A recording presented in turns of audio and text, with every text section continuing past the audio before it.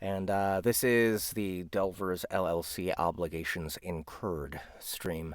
This one is going to be relatively short. I think I'm going to keep it under an hour, to be honest.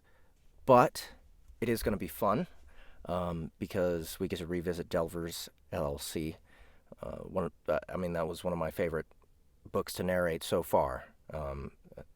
Definitely one of the better lit RPG books out there. And of course, Blaise, the author, is constantly gaining more and more popularity. I believe he's working on Delvers 3 now, so I'm excited for that to come out. But I haven't quite read all of number 2 yet either, so I'm going to be getting started recording. Oh, let me get the image up. There's the cover. I think it's a good-looking cover. I think that's Marine, isn't it? I think it's Marine. Yeah, she's got the hammer and everything. So I'm excited to revisit these characters, but there's also some new people. I've been scanning through the first couple chapters here, and it looks like there's some interesting new folks to deal with. We got Captain Hiley, we got the Governor, Marianne, I believe her name is, and we have Gonzo.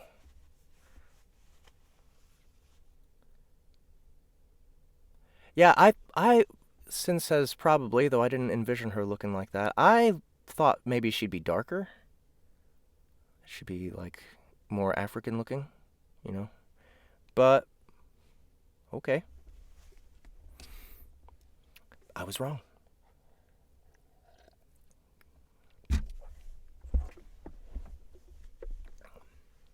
So, before we get started, I'm gonna, of course, pimp out the already existing Delvers LLC. Welcome to Ludus. If you didn't know, I already did the first audiobook for the first book of the Delvers LLC series. There's Dolos there at the top, and of course, we have Marine in this picture as well. So, yeah, I suppose she does look quite a bit the same in that picture. Let me move it over here. Get it, let's see, down here. Get this one over here. Where'd it go? Where'd it go? Here it is.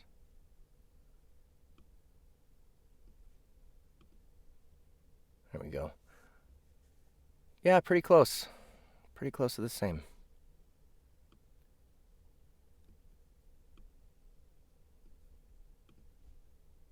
Yeah. Okay. Well, I sometimes I forget to think about the cover, and I just kind of picture the characters in my head. But anyway, point being, Delvers LLC is available on Audible, and on Wednesdays I always give out audiobooks. So if there's any one of you out there hanging out on the Twitch channel, if you're not on the Twitch channel, go to Twitch, get on the chat, and request a free audiobook. I'll be giving out, you get to choose Delvers LLC, or I'm also giving away copies of Stone Cold Bastards. Always trying to pimp this one out. It's starting to get reviews because I stuck it on Audiobook Boom. But if you still haven't picked this one up, request it in the Twitch chat. I'll send it to you. I'll send you a code. I'm giving away 5 different audiobooks today. Not 5 different titles, but 5 copies total. And I also wanted to pimp out Land of Gods by Justin Sloan. It's the beginning of a series. I believe this is Justin Sloan's first novel, and he's got a series of 3 already. And if the first one sells well, I'll keep going. So make sure to request an audiobook. I'm going to keep asking throughout the stream to make sure that people know that these books are available for free. And And if you regulars can remind people too once in a while, maybe that'll help me. Because I think that the reason that I'm not doing well with the giveaways on this show is because I forget in the middle of the show, and then people drop in after I've already announced that I'm giving them away and stuff. So those are our three choices: Delvers LLC, Land of Gods, or Stone Cold Bastards. Here we go. One-Winged Pig. Which one do you want? One-Winged Pig? Land of Gods? Stone Cold Bastards? Or Delvers LLC, Welcome to Ludus? One of those three. One-Winged Pig wants LLC. So I'll private message you, One-Winged Pig. Since I already got them all. I'll private message you and make sure to get your email address from you so I can send you a code. All right. So we'll get started here. And I think what I want to do first is just I want to read the first couple chapters because new characters get introduced here. There's the governor. There's a couple, some really powerful, I guess, orb-bonded people is what you'd call them in this universe. Basically the mage types. And I want to work out what their voices are going to be like. Hopefully Blaise is here so he can say yay or nay on the voices that I'm using. If he's not here, I guess you guys can be the judge if you like the voices or not. More women, more strong women, so gonna have to work out those muscles. And it's harder to come up with new female voices because they're physically more difficult for me to do. It's physically more difficult for me to create different sounds and come up with different sounds. One thing that I feel like I'm doing lately, or that I've been doing pretty much the whole time, is there's this one actress that I just keep using over and over for all the main strong female characters. She pops up all the time. As long as it's just an American accent, I just use her. Because, I don't know, I just feel like she's very refined. She's got the most flexibility out of any of my actresses, and I need to change that. I either need to use certain ones more often or just come up with more of them. It's a limited pool to pull from, but it is. Sin asks, is it the same one from anonymous source? Yes, that's the one. The one I can't remember. What was her character's name?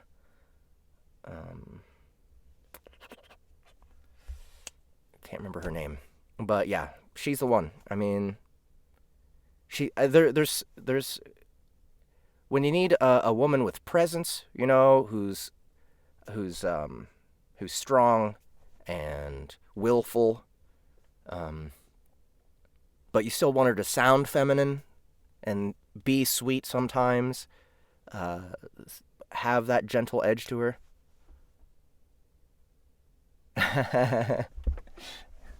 Yeah, well, that's the thing. That's the goal for me with female characters. Is I want you to be fooled. I don't want you to hear me. I want you to hear a female. And so that's why I kind of stick to her so much because she just has. It's not high. It's not annoying and high. It's just right there, just right above my normal range as far as pitch. And so I can kind of relax with it. I can use that voice in a more relaxed way and sound like a real person. Camilla, that's right. Sin got her name. So, remember, if you're just getting here, I'm giving away 3 different audiobooks to anyone who requests them. Delvers LLC, Welcome to Ludus. Stone Cold Bastards, and Land of Gods. Those are the 3 I'm giving away. One-Winged Pig has already taken one of them. But there's 4 more left, so any one of those 3, just request them here in the Twitch chat, and I'll track you down, and I will give you a code. So, on to Delvers LLC obligations incurred. Alright, so we're going to start... Noosus just requested something. Noosus, stick around. I'll private message you through Twitch and give you a code. One-Winged Pig says the female cast from Selfless Hero series were great. Well, thank you very much. There were that's another one that really made me work it out, right? Because there's so many females. William D. Arend likes to write female characters. I'm actually going to start on Super Sale on Superheroes. I'm going to start recording that this month. I'm trying to remember. I think it's going to be right after Delvers LLC, so probably next Wednesday I'm going to have another SBTL figuring out their voices. Lots of women in that one, of course. And you know what? I really do. I want to make sure that the Selfless Hero trilogy and the Super Sale series is going to be, you're going to be able to tell the difference between those 2 casts. And, I'm not going to be able to lean on British accents either, right? Because it's all in America. That's one way I cheat. I just kind of use the same actress with a different accent, and then, okay, well, she sounds different. Okay, so we're going to get started here. We're going to try and figure out how to voice the governor of Mirana. Governess. It should be, really.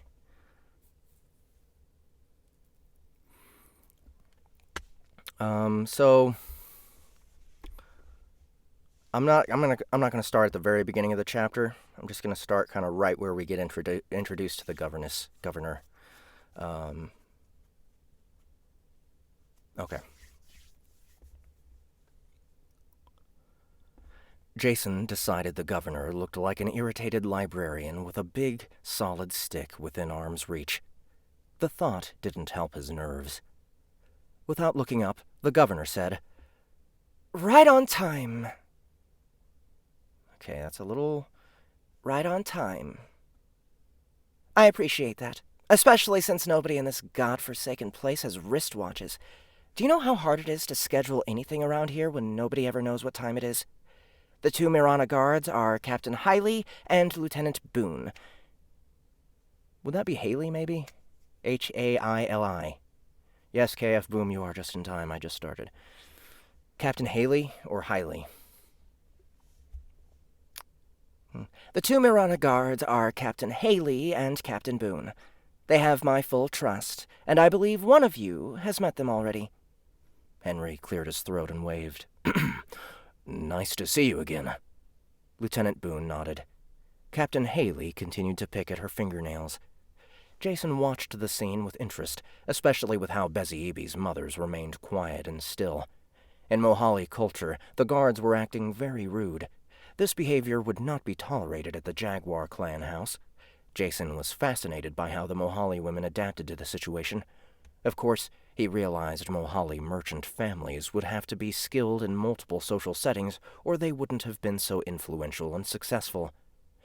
The next exchange proved Jason still had a lot to learn. The governor glanced up before shaking her head and rolling her eyes. Her voice cracked out. Now, 1 second. I thought there was a description of the...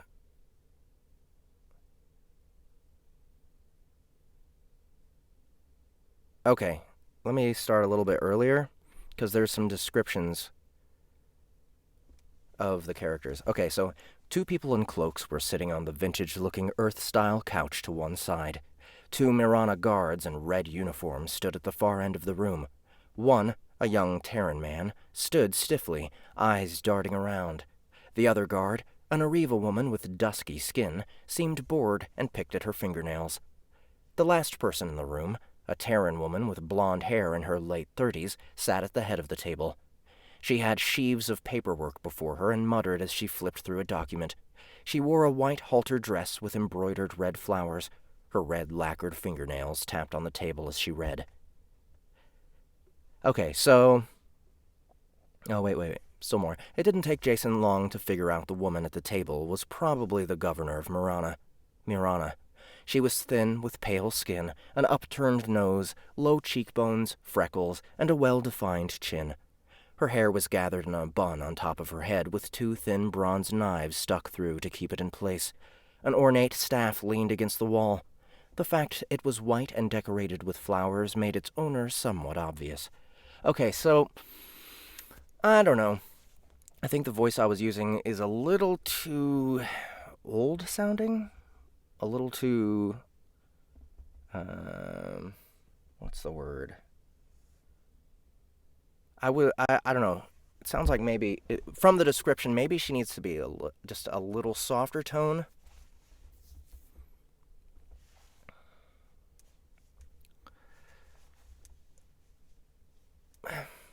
Hannah Eby, you put those claws away right now.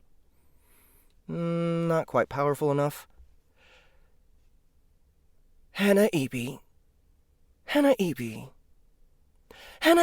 you put those claws away right now. This is my house, and you are not allowed to go rampaging around because someone hurt your feelings or insulted someone's honor. You want to show honor? Calm down. Besides, Captain Haley is probably older than all of us in this room put together, so even by your own standards, she can act however she wants. Plus, I had to beat her at chess on a bench just to get her to come here. You are not allowed to attack her. Besides, she can probably beat you up. How's that? I don't know. Maybe she needs to be higher. Whenever I think of blonde, I think of high voice. I think of a higher voice. Is that racist?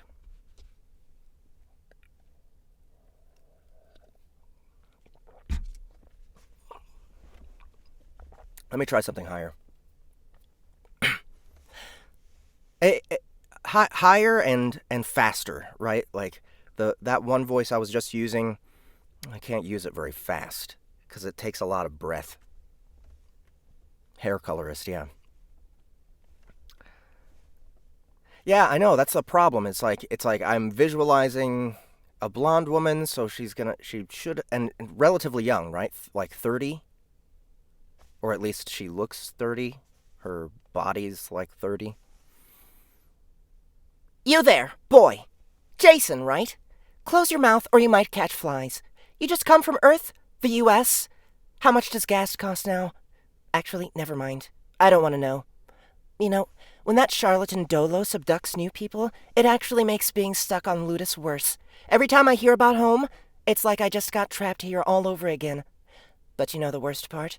I had a husband once on this planet, and before he died, it seemed like every other woman around was angry at me. They thought I was selfish, that I was hoarding him for myself. I'm afraid to get married again or I might get run out of the office. This world is a hellhole full of crazy people.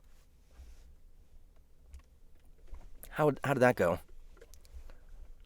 And then here's Captain Haley. So she's like an elf.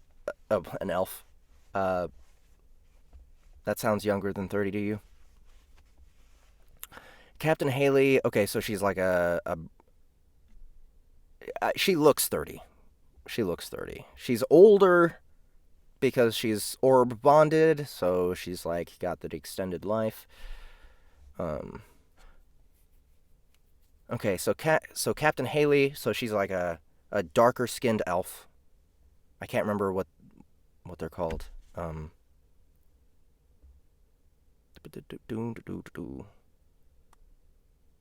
Ariva woman. So I've decided Arivas are all British. I've determined. Okay, so I'm gonna revisit the governor a little bit, but let's go with Captain Haley here. Captain Haley sighed and said, "You know, this is one reason I hate coming to these things with you, Marianne. All you ever do is complain about Ludus like somehow we're not all stuck here too. You moan about missing electricity and television like your primitive backwoods technology can even compare to the empire I left behind. You should quit whining before I stick my boot up your butt. I could have you arrested. I'm one of the people that arrests people for you, and leads the other people doing the arresting. Good luck with that. Now act like a grown-up, or I'll douse you with water. Lieutenant Boone looked incredibly uncomfortable as he stood next to his superior. I'll call you an elf. The governor threatened. Her nose twitched. Captain Haley narrowed her eyes. You wouldn't dare. Suddenly, the governor grinned and stood up, putting her work down. You're right. I wouldn't. I suppose I should introduce myself. Is that better? I wouldn't. I suppose I should introduce myself. The governor met the gaze of each member of Jason's group, slowly placing her hands on her hips as she faced them. She effortlessly exuded self-confidence and authority. My name is Governor Marianne Holtz.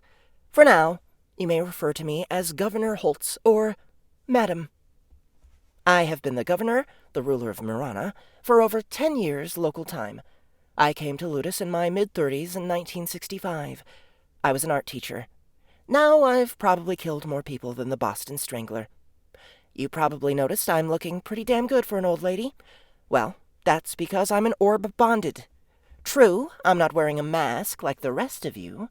She gestured at the masks Jason, Henry, and Beziebe wore. But you still aren't picking up my name or orb information over your left eye. This is because I know things you don't. And this brings us to why I sent for you to come today. You've been conscripted. Congratulations!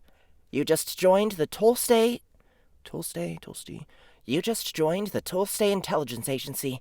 I've taken the liberty of submitting a discreet request to the Adventurers Guild and already let them know you took the contract. It's quite lucrative. But unfortunately, this means the Guild will not be able to give you any more work or buy any dungeon treasure from you while the contract is active. I apologize, but you really don't have a choice in this. Henry managed to get a word in edgewise. What are you? Governor Holtz talked right over him. Calm down, young man. This will be easier for all of us if you shut up and listen until I'm done. Where was I? Ah, yes. You've just been conscripted. While I am the bearer of bad news, I was not the one who came up with this decision. That would be Queen Smriti, and she... Is that her first name? asked Henry. Jason mentally face-palmed. Yes, Governor Holtz answered slowly, not trying to hide her irritation. If she goes by her first name, why did you tell us to call you by your last name? She's your boss, right? Young man, I sincerely hope I'm mistaken, but I have the feeling we might not get along. Your name is Henry, right? Henry nodded. Let me make this clear. I am a terribly petty person with a slow but potent temper. If you interrupt me one more time, bad things will happen to you. Am I making myself clear? Henry grimaced, but nodded, and Jason sincerely hoped his stony-faced friend would shut the hell up. From the back of the room, Captain Haley chuckled softly, but the governor ignored her. She cleared her throat and continued. Okay, I'm going to skip some of the other things I was planning to say and get right to the heart of the matter since you seem like blunt folks. Tolstay is not a powerful country. In fact, we might be the least powerful country on this whole planet. We have the weakest dungeons, the weakest adventurers, the weakest army, and we just don't have that many people. However, most of the country is run by humans, Terrans, and we have a good relationship with Berber to the north. They're another Terran-run country. The mountain range between our countries makes it unlikely they'll ever invade, and we don't have much for them to bother with here anyway. It wouldn't be worth the trouble. The fact Berber keeps nasty groups of monsters from growing out of control and running amok across the whole continent makes us appreciate them staying right where they are, too. Recently, Someone has been trying to attack our countries from within. We have a suspicion who is responsible, but we don't know for sure. And not knowing things is bad. How's it feeling so far? Is she starting to come into it?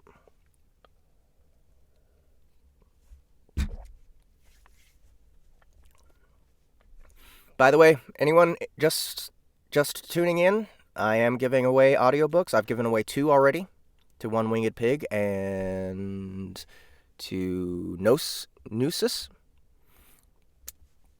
So 3 more left. I'm giving away Delvers LLC, Welcome to Ludus, Stone Cold Bastards, or Land of Gods. So be sure to request something in the chat if you want it. Alright. See, Tolstay may possibly be the weakest country on Ludus, but we have an excellent intelligence network. We know about the war coming between Dolos and his rival. We know all about your exploits and about Delvers LLC, which I think is kind of a stupid name, by the way. Then again, excuse me. Then again, our adventuring group called ourselves Bedrock Stone Age Family. Captain Haley snorted and said, I still don't understand that reference. That's fine, dear. You don't have to. Don't try thinking too hard. I'm sure there will be something for you to break sooner or later. The governor sniffed. Anyway, the point is that we know most of what happens in Tolstay and on Ludus in general.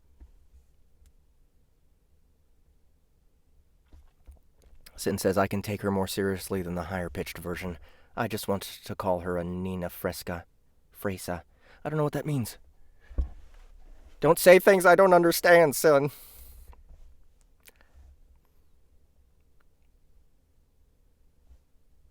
This means we know all about the massacre at Georgetown Farm 2 weeks ago and the murder of George Jacobs, one of our retired intelligence agents.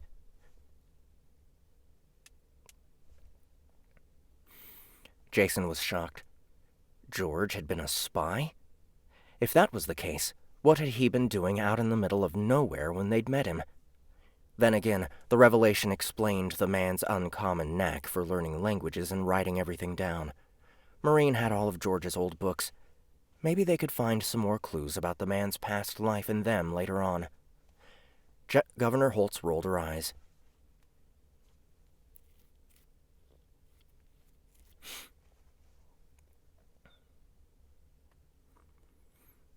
I can already see what you're all thinking. You obviously didn't hear me say retired. George served faithfully and was no longer... George served faithfully and was no longer activated. In fact, he quit when his son was murdered and he began caring for his granddaughter. However, we keep tabs on our past operatives. They tend to retire with secrets, and we want to keep it that way. You know, he actually sent me a note endorsing Delvers LLC, which was why I largely left you alone until now. However, things change. George was murdered, and we have reason to believe it's linked to the bandits you wiped out, the warehouse you burned down, and a few other things that have happened in Mirana and the capital of Tolstay, Taritha. Your exploits have proved that you're fairly capable. More importantly, you have history with these insurgents now. Our friend from Berber, she said, gesturing to the larger cloaked figure sitting on the couch, has asked for reinforcements. Berber has its own problems. In fact, all of this is happening at the worst possible time. There are 3 continents on Ludus, which is about half the size of Earth. Right now, our continent is experiencing a huge surge in monster activity, especially within Berber.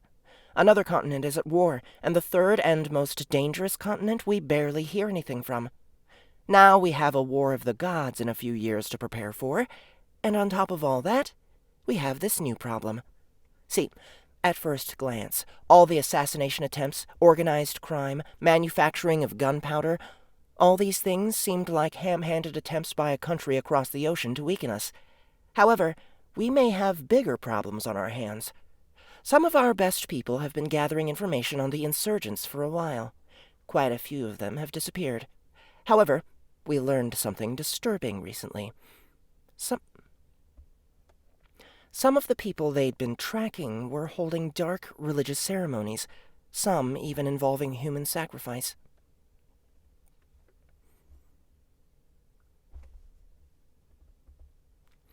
We think they might be a cult worshipping a dark god. What's more, we're not yet sure why they're doing what they're doing, but they could be trying to involve their god as a third player into Dolos's pissing contest. Henna-Ebi's fur bristled. Dark magic. Dark magic, she growled, the sound so low it made Jason's eyeballs vibrate. Dark magic. Which god? What does it look like? Captain Haley answered. A Sog. A really nasty one. His symbol is a diagram-looking thing with crosses up top and circles on the bottom. So far, we just have confessions, though. There's nothing to actually verify that we're dealing with cultists and not seditionists.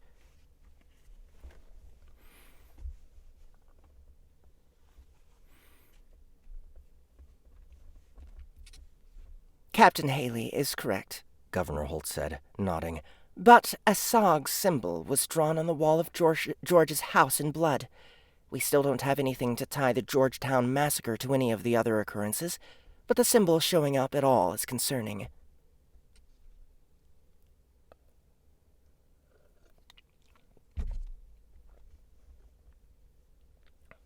Suddenly, Henry stepped forward and placed a large coin on the governor's desk. When she saw it, she gasped. It looks like you have It looks like you have verification now, grated Henry. I found this on the body of a man we killed while escaping the gunpowder warehouse. If these are the people who killed George, just tell me where they are and get out of my way.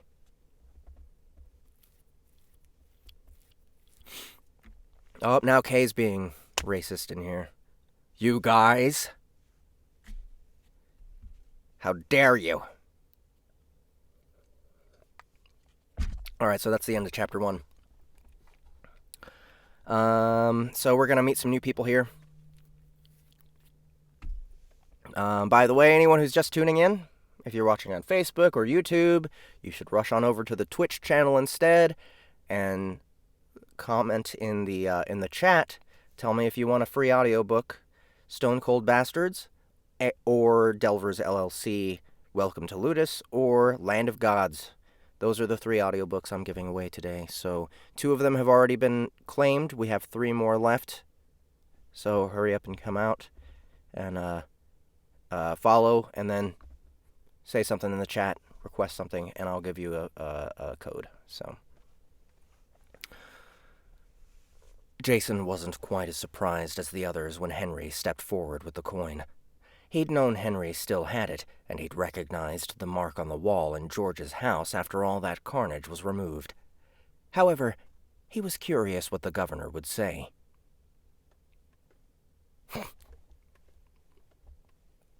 Not so fast, young man, the governor said, as she quickly recovered from her surprise and shook her head reprovingly. You know, I understand the anger. I understand wanting to avenge your friend. But you really have no idea what I'm about to tell you. If you want to survive on Ludus, you need to keep a clear head. I don't know. We've done pretty good so far, Henry grated. Governor Holtz shook her head. No, you've gotten incredibly lucky. Even if I told you exactly where to go, even if you took your entire posse with you, including your very impressive bronze tank, you'd still be destroyed. You know nothing about this world. In fact, perhaps I can ask our guest to explain it to you. She gestured at the larger of the robed figures on the couch. As they focused on him, the man threw his cowl back. Henry hissed and whispered, I'm sensing a shit ton of magic from that guy. Jason nodded. The man had dark hair, dark eyes, slightly tanned skin, a triangular face, and a hooked nose. He was clean-shaven, kept his hair short, and stood average height for a Terran. He cocked an eyebrow at Henry and flatly pronounced, You got lucky. I'm gonna try... Okay. I'm gonna use, an actor that I really like to use for this guy, who's actually also Latino. I always forget his fucking name. He doesn't have a Latino name. Damn it. He played in Oz. He's one of the main guys in Oz, the TV show from HBO. He's one of my favorite actors. He played, he also did a voice in The Darkness, the first game, The Darkness, as the main character. I'm gonna have to IMDb this shit.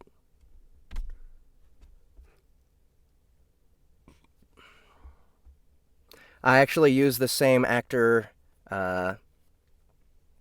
in the Rebellion series for MR Forbes as the main guy in space. Damn, I'm so bad with names, guys.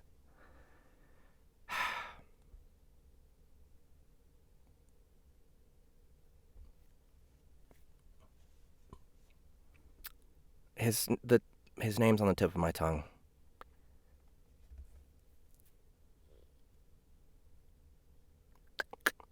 Kirk Acevedo.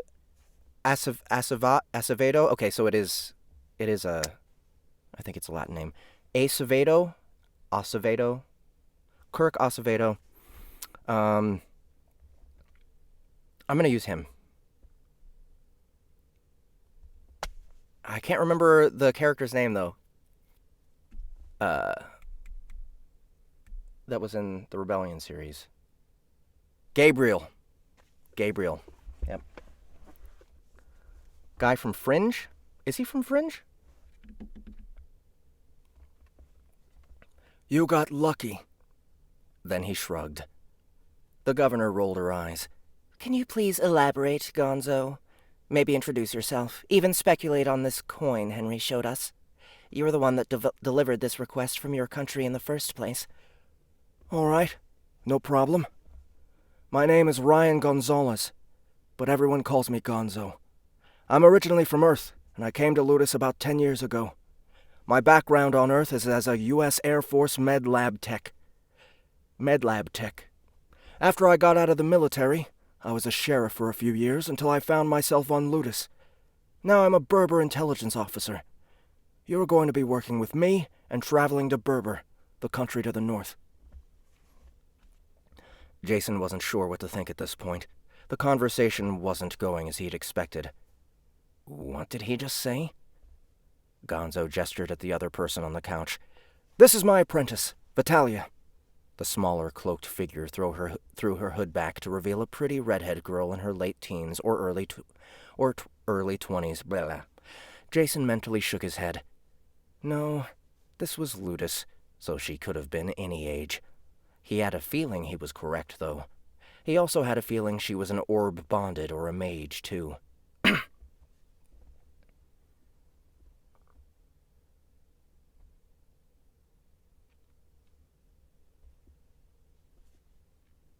Since says Kirk is of Puerto Rican heritage, so he has Spanish-speaking roots. Don't remember if I've ever heard him speak it, though. You probably would have if you've seen...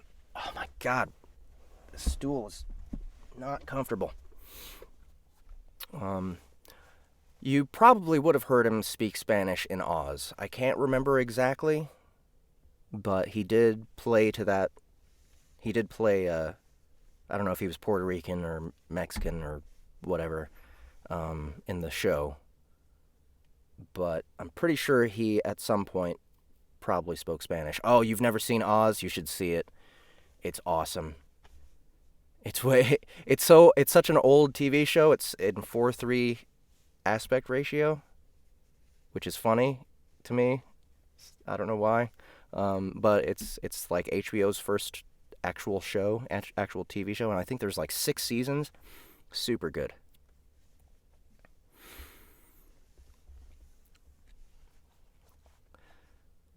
He glanced at Henry, and his friend gave a tiny nod, affirming Jason's suspicion that she had some kind of magic mojo. It is a prison show. After Vitalia nodded to everyone in the room, Gonzo continued. A demonstration of how little you know might help. Henry, why don't you spar with Captain Haley over there?" Henry was silent a moment before replying, "No." Jason inwardly smiled as Gonzo sputtered for a moment. The man had obviously not been expecting a refusal. A lot of people assumed that Henry was simple for some reason, but that was not the case. Not at all. Miguel Alvarez, yep, that was his name.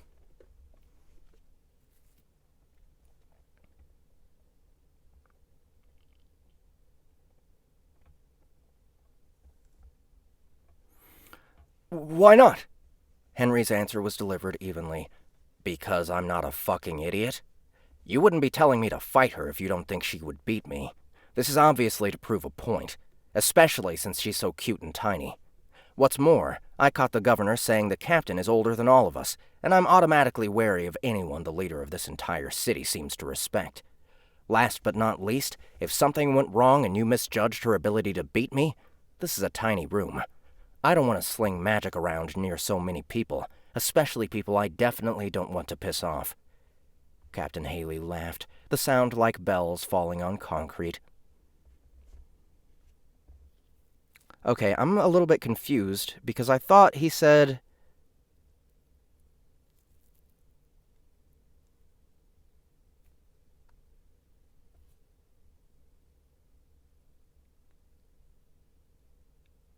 Okay, I didn't realize Haley was cute and tiny. Alright.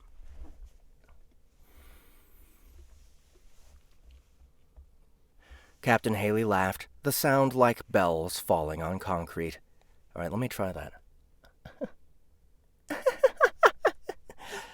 Marianne, you may not like this kid, but I'm taking a shine to him. This group seems to be full of innovative survivors with brains. Perhaps the future isn't so bleak after all." The governor ignored her. Gonzo blinked, but to his credit, he readjusted quickly. "Fine. Be that way. We still need a demonstration, though. I'm going to ask again. Could you please attack the captain?" Henry gave the man a deadpan look and turned his attention to Captain Haley. "Really?" he asked. "It might not be a bad idea to see this with your own eyes. I was planning on kicking you through the doorway if you actually attacked—" Nope. This is Haley. "It might not be a bad idea to see this with your own eyes. I was planning on kicking you through the doorway if you actually attacked me, but luckily, you're not a moron. I hear you can shoot projectiles. Just do that." "At you?" "Yes."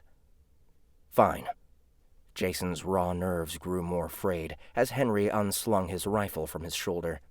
Over the last week, Henry had tinkered with all his inventions, probably as part of his own way to deal with grief over George's death. One result of his efforts was that his rifle now featured a pump-action mechanism. Henry practiced with it. A lot. Henry shouldered the rifle and hesitated, but Captain Haley made a beckoning motion. Henry shrugged, muttered, "Fuck it," and the air-splitting crack of a sonic boom rattled the entire room. Did I say boom? Sonic boom rattled the entire room. The air in front of Captain Haley grew opaque as Henry's projectile slammed into a barrier surrounding the Dark Arriva woman. After the impact, pieces of the gold projectile were directed to the side, embedding into the wall. However, Henry didn't stop there. He pumped through his entire magazine, sending slug after slug screaming towards his target at hypersonic speeds. While Henry was firing, after a brief moment of confusion, Gonzo and Vitalia plugged their ears but didn't react much other than that. Meanwhile, Lieutenant Boone fell to the floor and scampered away from Captain Haley as fast as he could. Governor Holtz's reaction was most interesting. Her eyes widened. Governor Holtz's reaction was most interesting. Her eyes widened, and her entire form exploded into dust, hanging in the air before it moved to one corner of the room and re-solidified into the form of the governor, her white dress unmarred. Everyone in the Delvers LLC group was accustomed to Henry's inventions by now and simply covered their ears. After Henry was out of ammo, he slapped another magazine into place and shouldered his weapon again, but Captain Haley held up a forestalling hand. "I think that's enough. You get the point. and I think a few more shots would actually take my shield down. Let's not go that far. However, I should probably show you." The door to the chamber burst open, and the Mohali guards rushed in, spears at the ready. Jason began feeling a strange tingle in the back of his head, almost like his magic was writhing around. It seemed he was right that at least one of the guards outside had been a hero. The governor's voice cracked out like a whip. "Get out of here at this instant!" Oops.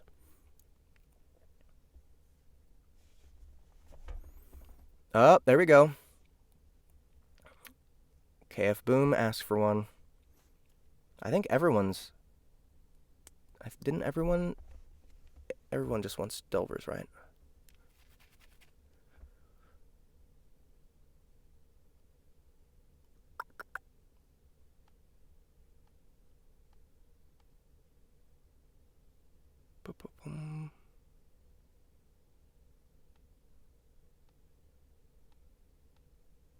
I think so. Oh, okay. Yeah, Noosus wanted Land of Gods, I think. "Get out of here! Get out of here at this instant! I ordered you to not disturb us regardless of any noise!" The pressure on the back of Jason's mind eased, and the guards immediately left the room with sheepish expressions, closing the door behind them. Captain Haley shook her head and said, "That was exciting. Now watch, please."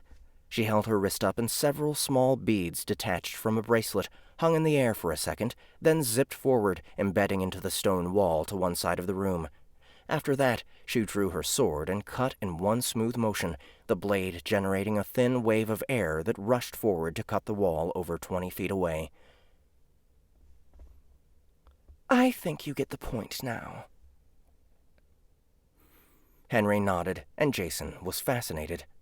Now that he was looking for it, he noticed that Captain Haley was covered in jewelry and various straps or buckles that could all be magic devices. Jason scratched his head and asked, "How many people have items like you do, Captain Haley?" The Ariva woman grimaced and replied, "You can call me Nalu when we're in private. I get tired of hearing my title all the time." She glanced sternly at Lieutenant Boone. "I'm still captain to you, though. Understand?" The other guard nodded.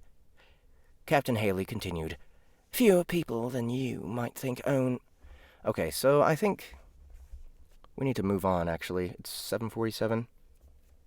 And I want to visit one more character before I get off here. Remember, guys, we got 2 copies left.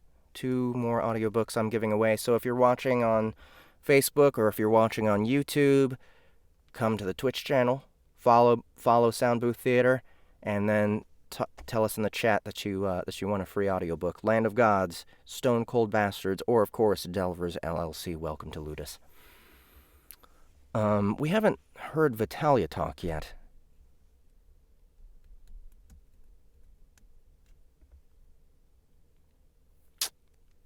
I'm sure we can think of something, though.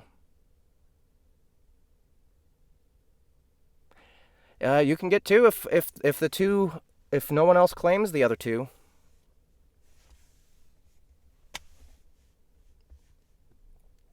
All right. Well, we're gonna go to Thirsty.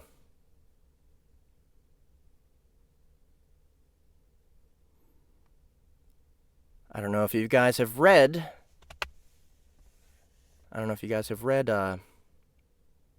This book yet. I am going to do a thirsty test. Oh, there we go. All right, chapter 12, after the first scene break. There we go. All right.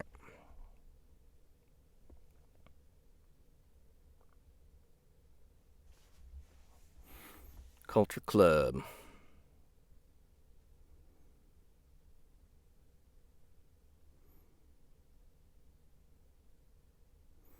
Oh boy. It's hard to find the scene break. There we go. Good, he's got stars.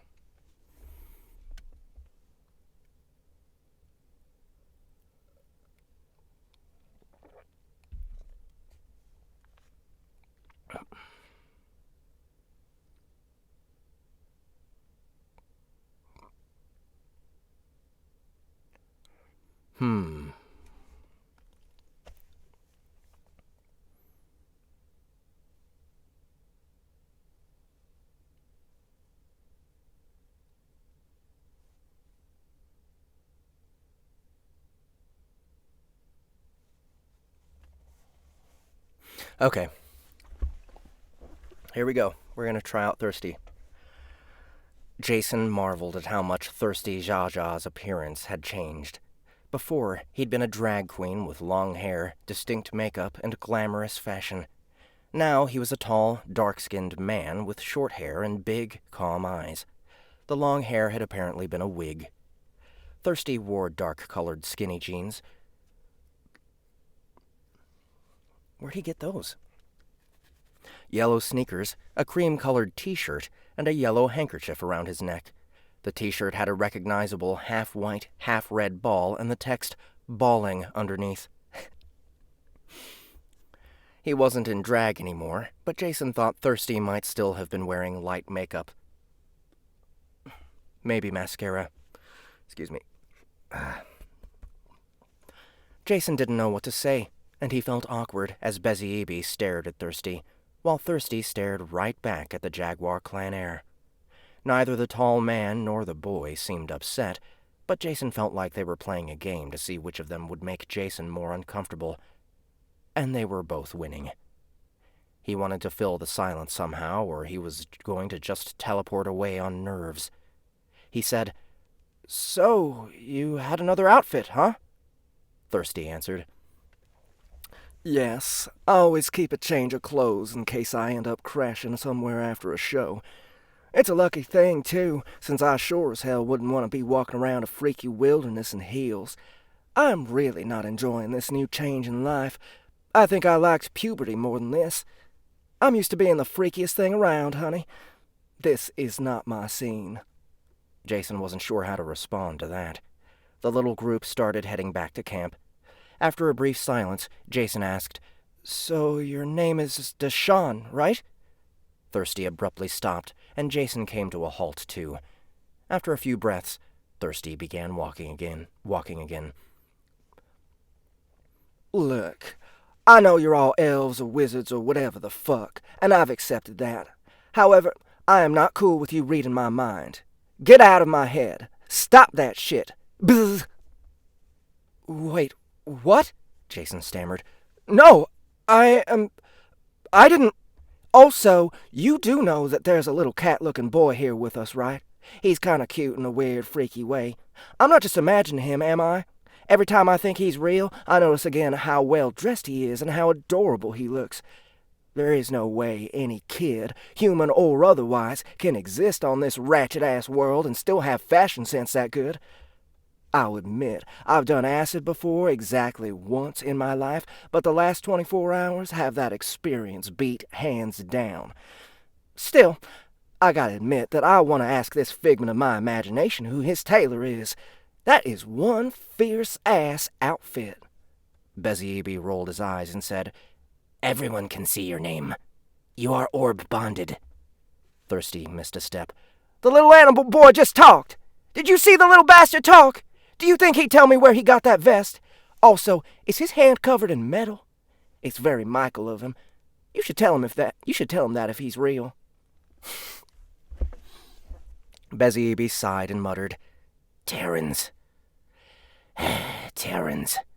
Then he gave a sidelong wink at Jason before smiling broadly at Thirsty, his grin putting his entire mouth full of sharp teeth and prominent fangs on display. Thirsty gulped, and Beziebe chuckled. The boy said, "We will talk again soon." Beziebe grinned again, less widely this time, and jogged ahead. As the Jaguar clan heir rapidly left them behind, Jason had no idea what had just happened. Mohali sure can be strange, he thought. He cleared his throat and said, "Look, I think you have the wrong idea. First off, what should I call you? Deshawn or Thirsty?" The tall black man looked off into the distance for a moment. "Call me Thirsty. I usually don't go by my stage name unless I'm performing, but now that I think about it, most of my friends call me Thirsty. I think I'm happier when I'm in drag or people are talking to me like I'm in drag. If I'm gonna be living a whacked out situation like this, I may as well do some experimenting to see what makes me most happy. There's no time like the present to reinvent myself. Again. That's a strange thing to say, said Jason. I mean, I'm kind of surprised you're taking everything so calmly. Well, did you freak the fuck out when you got here? Wait, what? Well, did you freak the fuck out when you got here? Jason shook his head, and Thirsty said, Well then, why should I? Just because I can wear a dress and look fishy as hell doesn't mean I break down at the drop of a hat. Trust me, honey, getting a tuck done right can be scarier than any crazy-ass monsters or whatever.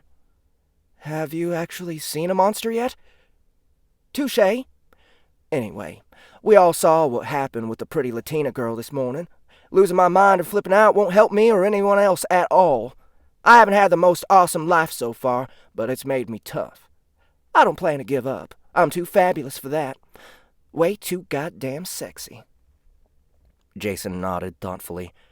On that note, I should probably tell you about the planet we're on. It's called Ludus. I also need to tell you about a dickhead named Dolos. In fact, I should probably fill you in on Mohali, magic, everything. Magic. Real magic, huh? I woke up today knowing I had powers. So I wasn't having delusions? I've imagined some pretty crazy shit after a bender.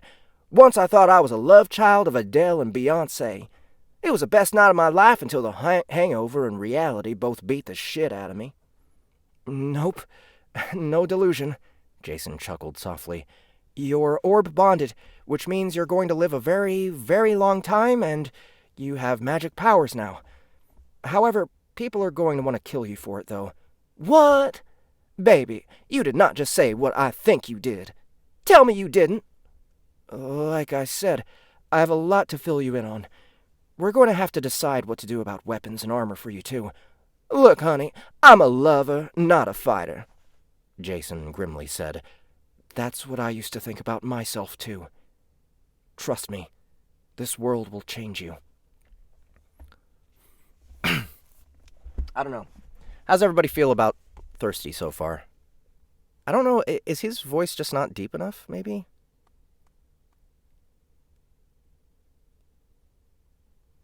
Magic? Real magic, huh? I woke up today knowing I had powers, so I wasn't having delusions? I've imagined some pretty crazy shit after a bender. Once I thought I was a love child of Adele and a Beyoncé. It was the best night of my life until the hangover and reality both beat the shit out of me. What? Baby, you did not just say what I think you did. Tell me you didn't. Tell me you didn't. Tell me you didn't. Touché. Anyway, we all saw what happened with that pretty Latina girl this morning. You like this one a little better? Touché. Anyway, we all saw what happened with a pretty Latina girl this morning. Losing my mind or flipping out won't help me or anyone else at all. I haven't had the most awesome life so far, but it's made me tough. I don't plan to give up. I'm too fabulous for that. Way too goddamn sexy. All right. Okay. Okay.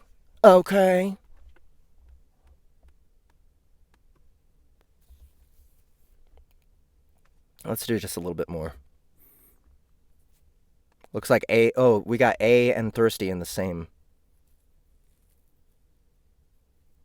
scene here.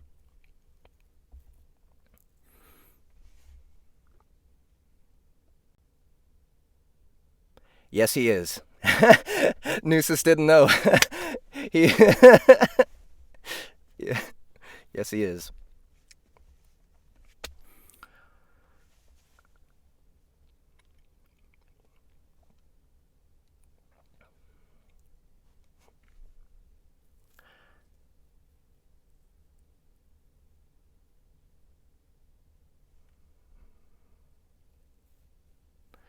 Okay, so we got A.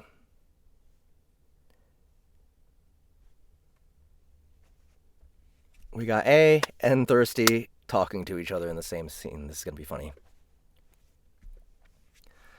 The tall, dark man was carefully rolling the pieces of bronze around in his hands. It's weird, you know, he said. How to do this stuff just pops into my head like an info bubble. But I can't actually be any good at it unless I practice. It's a good thing Henry's been able to break down all the shitty stuff I've made so I could try again. He's a sweetheart. A nodded and continued to watch him work with the bronze. Why are you rolling it around like that? It's like I'm getting to know it. Now I kind of know what Henry meant before when he said building all the vehicles was like having a conversation.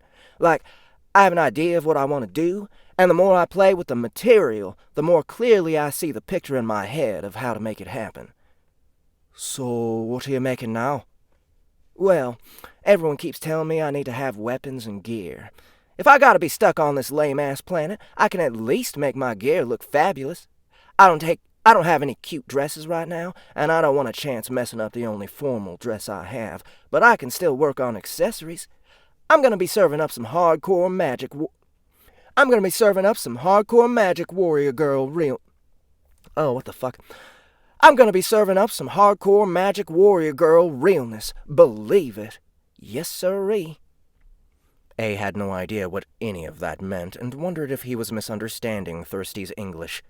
Thirsty could speak Luda now after being orb bonded, but he still spoke English most of the time, and A didn't mind. It was good practice. Thirsty pointed to a smaller piece of bronze, shaped like a cone. I'm stacking these up on top of each other and using metal magic to hold them all together with earth. My four main schools, earth, air, fire, and water, are strongest. I can't really mess with sub-schools yet. Anyway, I'm using air magic between each cone, storing power to shoot them when it's triggered.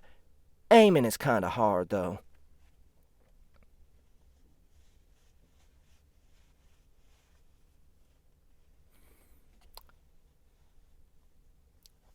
Nusis, what are you referring to there? Is that an actor?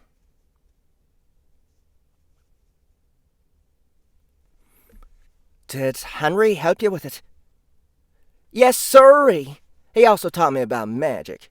Jason had helped a little, too, but his lady friend has been demanding lately. Thirsty gave a significant look out of the corner of his eyes at Ulula. I don't think everyone here is happy about little old me being around. A wanted to deny it, but Thirsty was right. The majority of their group still had not warmed to him. Luckily, Henry had never seemed to care, although Marine was annoyed with his attitude over it. A had heard them yelling at each other in the distance during a rest stop the previous day. Ever since then, Marine had been irritable and short with everyone, especially Henry. Ulula had been acting distant. Yanoibi had been keeping a physical distance. The spies, Gonzo and Vitalia, always kept to themselves. But they seemed more withdrawn than usual since Thirsty Jaja had arrived. A was thankful for that. Even if he hadn't liked Thirsty, he would have stayed near the man since it kept his cousin away. Oh, that's right, Vitalia is his cousin.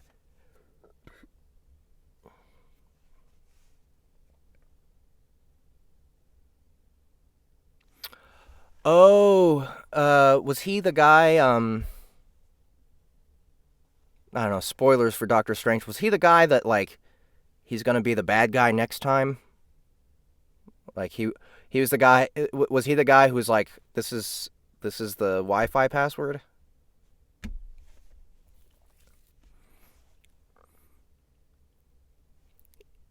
Still, he knew it was only a matter of time before she started acting like herself again. He could see the madness in her eyes when she thought nobody else was watching. It's really my own fault, Thirsty sighed. When I first came to this planet, I was so fucking fabulous and beautiful that the goddess RuPaul herself would have approved. What? Asked A. He'd never heard of a goddess named RuPaul before. Buddha, Jesus, Mohammed, Zeus, God, and other names he recognized. RuPaul was definitely new. Who's RuPaul? RuPaul's the goddess of drag, honey. Everyone knows this. Like, if I could meet Ru in person one day, I would die a happy queen. Okay, muttered A. As usual now, whenever Thirsty said something he didn't understand, he changed the subject.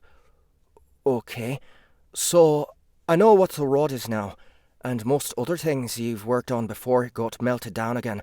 But what about your bracelets? A pointed at the handful of bronze and copper bracelets on Thirsty's wrists. Yeah. Thirsty began to answer, but Kija dropped out of the sky with no warning, landed gently next to A, and answered for him. Oh, okay, he told me this scene is kind of spoilery, so I'm going to stop here. But that's all we have time for today. I do need to get back to recording Steampunk is Dead. I'm going to be finishing that books 2 and 3 of the Feedback Loop series this week, which I'm so excited for. I'm so happy to be back in Quantum's shoes, but I'm also super excited to get started recording this one next week. I'm starting recording next Monday for Delver's LLC Obligations Incurred. So I think we're going to be publishing... it's probably going to be available to buy in another 4 weeks, another month from now. ACX has been publishing pretty slow. So, one more time, let's see, I think I've given away 3 audiobooks. And since no other people have claimed anything, have tried to get any audiobooks, I guess I'll just divide a couple more amongst the people who've already requested. So congrats, guys. But I'm hoping next Wednesday we get more people requesting books. So join us Sunday for another Sound Booth Theater Live. That'll be a requests only with my new segment, The Classics.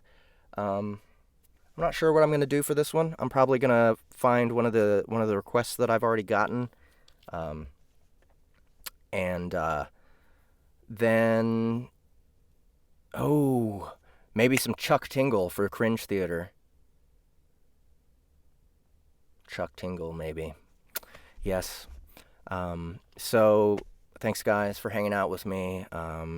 Remember, share this with people once I get the replay posted up on Facebook. Share it with people. Tell people how fun it was to watch me play as a black dude in drag. And I guess that's it. And I will see you Sunday.